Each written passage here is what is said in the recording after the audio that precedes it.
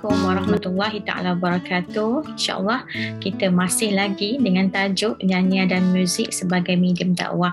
Jika sebelum ni kita bincangkan tentang fungsi dan juga peranan nyanyian dan muzik untuk kita lihat sebagai satu medium untuk kita menyampaikan dakwah, pada hari ini kita sambung perbincangan mengenai nyanyian dan muzik sebagai medium dakwah, tapi kita lihat dari aspek cabaran. Okey, cabaran menyampaikan dakwah ni sebenarnya sudah banyak dibincangkan, khususnya dalam kursus-kursus ilmu metodologi dakwah. Kalau kita lihat, menyampaikan dakwah ni adalah tugas para rasul, para anbiya. Dalam kitab, dalam sirah para rasul, sirah Rasulullah, banyak membincangkan tentang tugas dakwah ni kan, daripada kisah Nabi Adam sehinggalah Rasulullah SAW itu sendiri, yang mana tugas dakwah ini diteruskan oleh para pendakwah masa kini, termasuklah kita insya-Allah.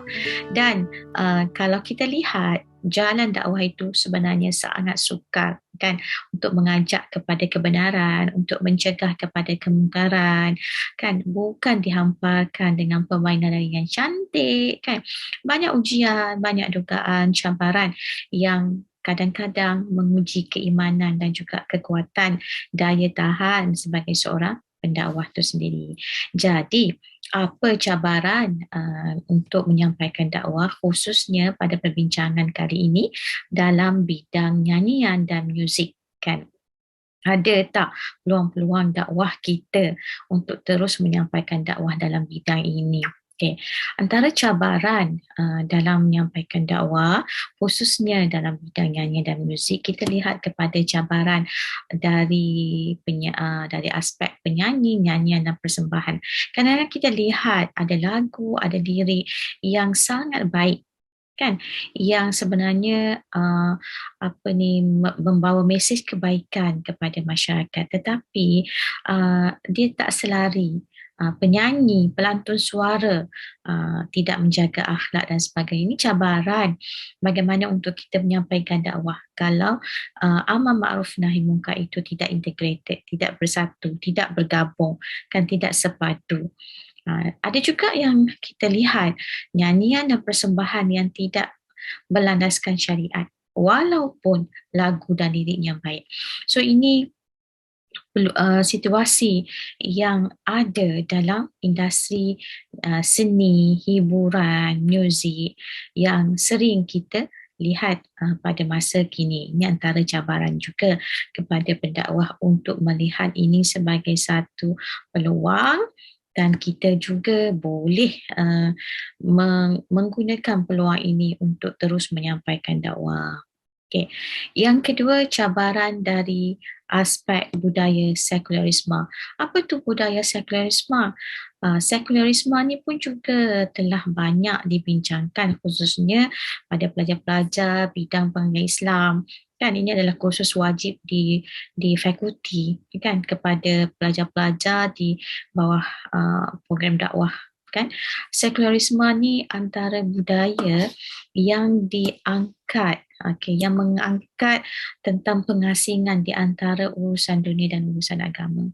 Sebab tu munculnya ism ini, yang mana hal-hal dunia lah kan, hal akhirat jangan campur, hal agama jangan campur dengan kehidupan. So ini adalah satu ism ataupun cara fikir yang tidak tepat, yang salah, yang silap, kerana Islam membawa satu agama yang syumul kan, bukan agama yang mengasihkan di antara urusan dunia dan urusan akhirat, urusan agama itu sendiri. Okay. Jadi ini adalah satu cabaran kepada para pendakwah apabila hiburan itu dekat dengan urusan dunia, tetapi jarang sekali orang melihat dengan berhibur itu macam mana untuk kita seimbangkan di antara dunia dan akhirat. Dengan berhibur tu macam mana untuk kita kekal ingat tentang akhirat kan. So ini adalah usaha untuk kita kena sampaikan mesej yang tepat. Tak salah untuk berhibur, malah ada hiburan-hiburan yang dibenarkan oleh syariat. Bila kita berhibur, kita dapat pahala kan. Jadi sangat besar cabaran budaya sekularisme ini, kerana masuk dalam pemikiran, cara fikir terutama generasi anak-anak muda kepada ism sekularisme, ism yang hedonisme, yang mengagungkan keseronokan tanpa bawa sekali tentang tujuan akhirat, tujuan kematian dan sebagainya. Jadi cabaran kepada para pendakwah di luar sana untuk melihat bagaimana untuk seimbangkan di antara hiburan yang baik ini demi kemaslahatan umat Islam, umat masyarakat Islam dan sebagainya. Okay. Seterusnya tentang cabaran memahami Islam secara syumul. Kita daripada budaya sekularisme tadi, ramai sangat terutamanya para penggiat seni yang terlibat dengan seni industri muzik, nyanyian dan sebagainya kurang memahami bagaimana melihat Islam itu secara syumul, secara menyeluruh, bukan tarik sikit-sikit je apa yang kita nak, kita tinggalkan apa yang kita tak nak.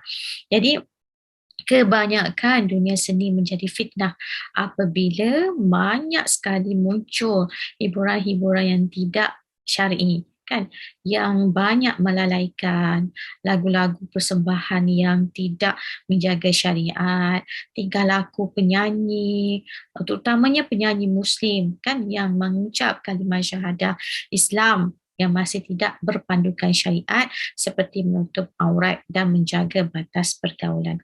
Jadi cabaran dalam dunia nyanyian dan muzik untuk melihat benda itu sebagai suatu keharusan berada.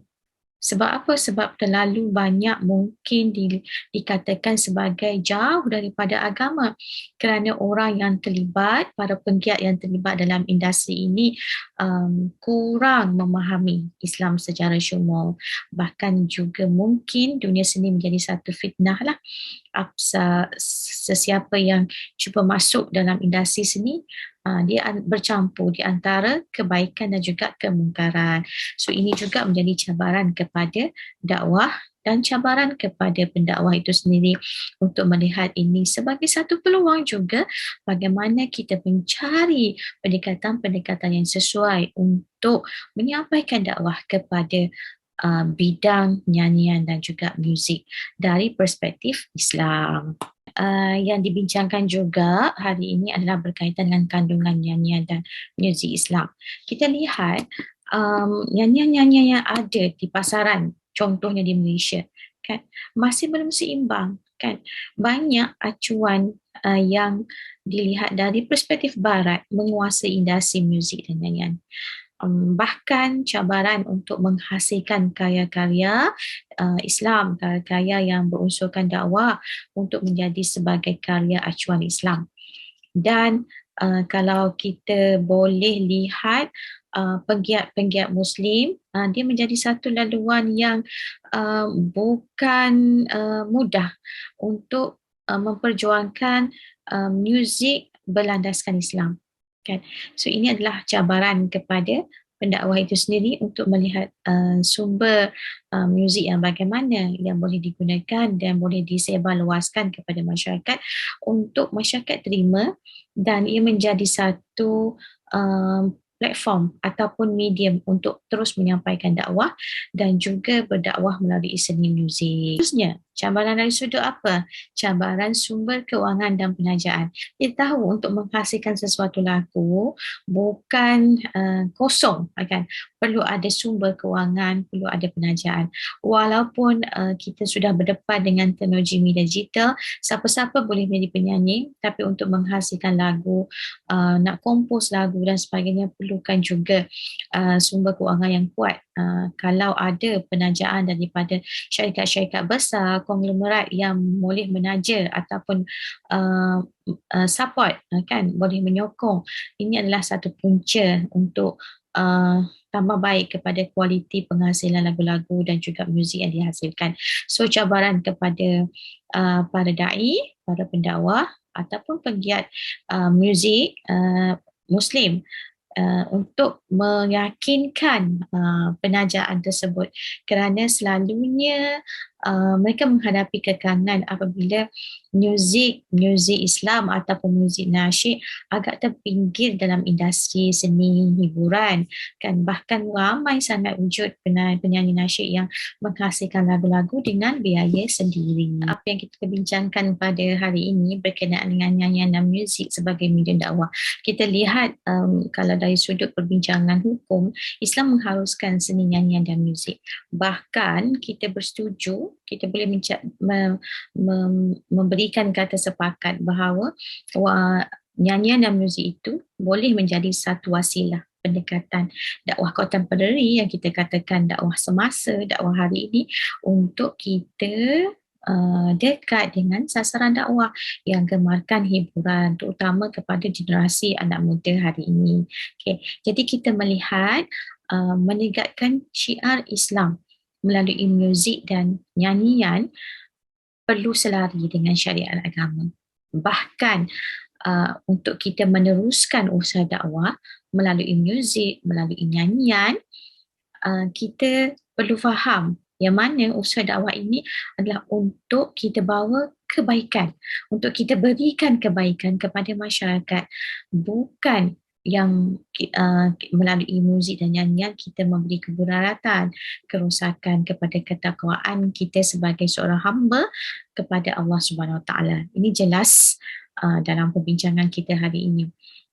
Sebab itulah kita bincangkan cabaran-cabaran supaya para pendakwah hari ini, da'i, terutamanya da'i muda hari ini bersedia untuk terus melihat kepada jalan kebenaran, jalan kebaikan melalui seni, muzik dan nyanyian, bukan memudaratkan, bukan memberi kerosakan kepada masyarakat.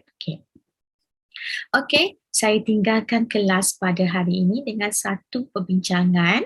Okey, kita melihat kan senario yang berlaku dalam industri hiburan tanah air, seni nyanyian, muzik dan sebagainya. Persoalannya sejauh mana dai muda hari ini perlu sambut peluang berdakwah melalui seni muzik Islam. Okey. So saya minta para pelajar semua untuk respon kepada perbincangan kita pada hari ini di ruangan komen supaya saya boleh baca dan kita melihat, kita buat catatan nanti insya-Allah kepada pelajar-pelajar yang aktif yang memberikan kerjasama pelibatan dalam perbincangan kita pada hari ini. InsyaAllah jumpa nanti. Assalamualaikum warahmatullahi taala wabarakatuh.